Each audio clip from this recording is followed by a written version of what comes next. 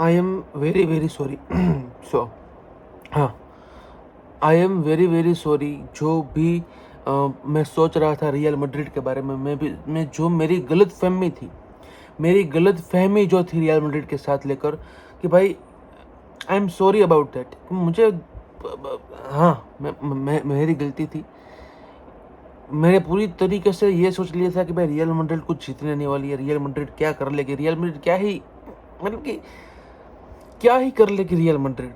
Manchester city के पास Holland, Ryan चर्की, Semenyo, मार गए, ये विंटर साइनिंग की है, 12-12, 13-13 गोल मारकर आ रहे हैं। प्रीमियर लीग में तबाही मचाकर मैनचेस्टर सिटी आ रही है। सिर्फ 6 पॉइंट्स की लीड आर्सेनल के पास है और सेकंड पॉइंट पर मैनचेस्टर सिटी है। आई थिंक सिटी का अटैक हैवी रहेगा रियल मैड्रिड के डिफेंस के ऊपर, ऐसा मुझे लगा। मुझे सोचने में मजबूर मैं कैसे हो गया, आई डोंट नो।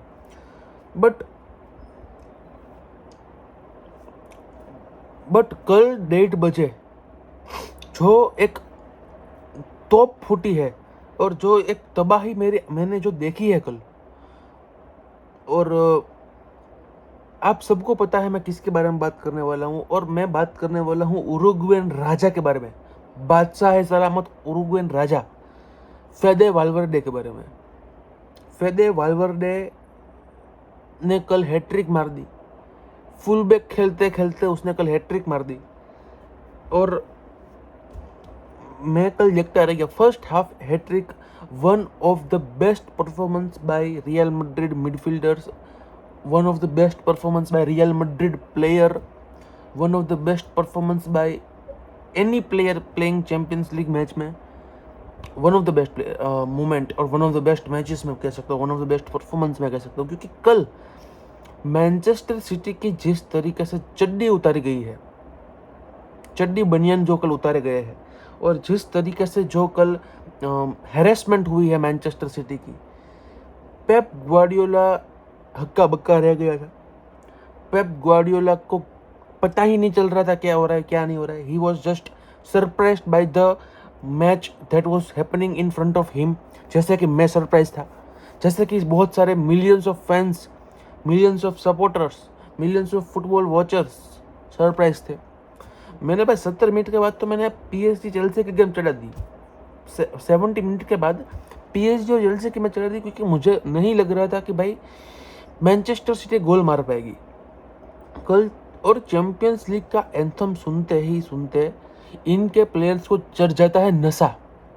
नशा कैसे चढ़ता है? कोई लोग शराब पीते हैं, नशा चढ़ जाता है, मतलब कि अलग अलग लोगों का अलग अलग नशा होता है। इनका चैंपियंस लीग नशा है।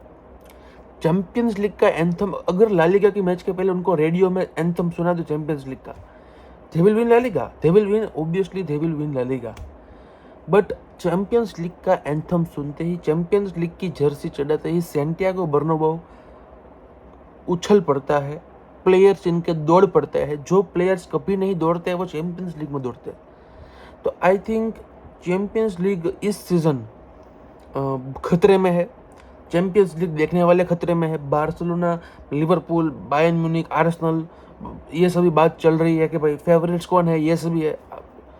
कल रियल मैड्रिड ने मुक्का मार दिया है नाक के ऊपर सभी फैंस के, कि भाई क्या कह रहे हो, 15 चैंपियंस लीग किसके पास है?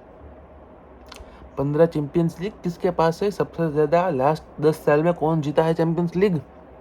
बता दो, एक बार मुझे बता तो दो। वो लास्ट के 4 मैचेस में 2 मैच हारी है रियल मैड्रिड। ओसासुना से हारी है और हेताफे से हारी है। सेल्टा विगो के सामने हारते हारते, मतलब कि ड्रॉ करते करते जीत गई है, वो भी लास्ट में फेडे वाल्वर्डे का गोल। और जिस तरीके से आज रियल मैड्रिड ने खेला है, पहले मिनट से इंटेंसिफाई प्रेसिंग जो विनीसियस जूनियर और ब्राहिम दियाज ऊपर से कर रहे थे। ब्राहिम दियाज और विनीसियस जूनियर को फ्री रोल दिया गया था, फ्री रोल, और ब्राहिम दियाज फिर इन्वर्ट होकर 5 मैन मिडफील्ड ले रहा था, और मैनचेस्टर सिटी के मिडफील्डर्स को जगह ही नहीं दी। पहली बात तो ये है कि मैनचेस्टर सिटी के मिडफील्डर्स अब बूढ़े हो चुके हैं। अब ये बात मैनचेस्टर सिटी को जितनी जल्दी समझ में आ जाए उतनी जल्दी उनके लिए अच्छी बात है, उनके लिए वो रोड्री 30 साल का हो गया है, बर्नार्डो सिल्वा 31-32 साल का हो गया है, अब तीसरा कौन मिडफील्डर है, कोई है क्या? तो मतलब कि it is a very very dangerous situation for Manchester city.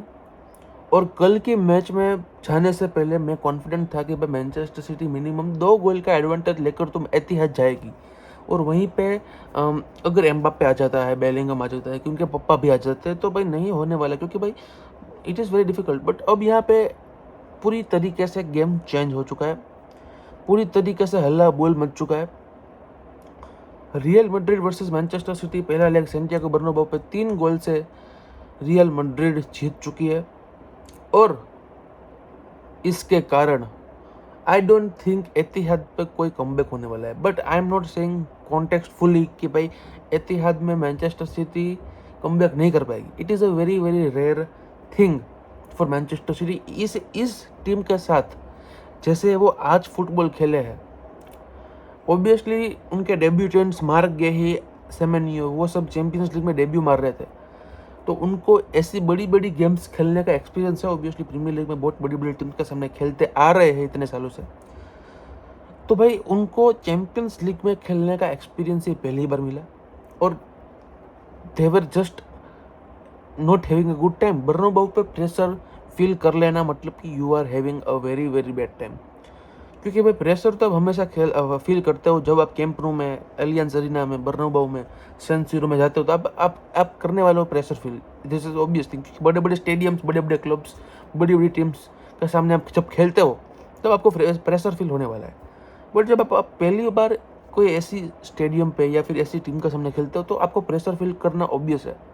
Mark Guehi ने कल अच्छी गेम खेली नहीं खेली वो डिबेट की बात है, but I don't think Marc Guehi ने कल अच्छी गेम खेली है, ना ही रूबन दियास ने कल अच्छी गेम खेली। रूबन दियास तो एक्सपीरियंस प्लेयर है, तो उसने क्यों अच्छी गेम नहीं खेली? बहुत सारे डिफिकल्टीज, बहुत सारे प्रॉब्लम्स मिडफील्ड में, बहुत सारी प्रॉब्लम्स। प्रेसिंग जो man to man Real Madrid कर रही थी मिडफील्ड में, चुआमेनी के सामने रोड्री को अपने रख दिया है। अब आई don't think Rodri is having that sort of composer जो कि उसकी इंजरी पहले था, जो यूरो तक उसका कंपोजर था, जो एक फिजिकलिटी वो प्रोवाइड करता था। आई होप कि भाई जैसे जैसे टाइम प्रोग्रेस करे उसकी रिकवरी अच्छे से होती जाए और वर्ल्ड कप आने तक उसकी फिजिकलिटी टॉप नॉच हो जाए। I hope that. But I don't think right now Rodri का एक अच्छा फिजिकल लेवल है to compete in this level of matches.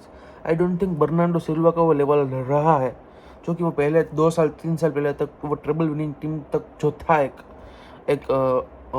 Physical composer उसका भी था, उसका भी एक ओरा था टीम में। तो भाई दिक्कत तो है। रियल मैड्रिड की दिक्कत नहीं है, मैनचेस्टर सिटी की दिक्कत है। But I don't think real Madrid is having a good season also, क्योंकि भाई एक मैच अच्छा खेलने से आपका सीजन अच्छा नहीं हो जाता। अभी भी आपको सेकंड लेग खेलना है इतिहाद में, उसके बाद अगर आप जीत जाते हो तो बायर्न म्यूनिख से खेलना है।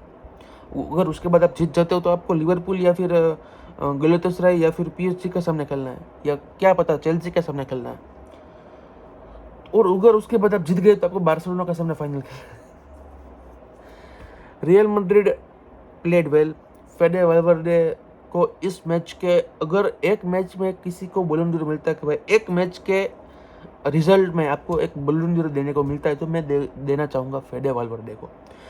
इसलिए नहीं कि उसने हैट्रिक मारी है, इसलिए नहीं कि उसने गोल्स मारे हैं, इसलिए नहीं कि उसने एक स्टेटमेंट दिया है रियल मैड्रिड के लिए, बट इसीलिए कि भाई उसने भागा है कल, उसने हर पोजीशन पे खेला है, उसने फुल बैक खेला है, उसने मिडफील्डर के रोल में खेला है, उसने स्ट्राइकर, उसने लेफ्ट विंगर, उसने लेफ्ट मिडफील्डर, राइट विंगर, सभी जगह उसने कल अपना योगदान दिया है।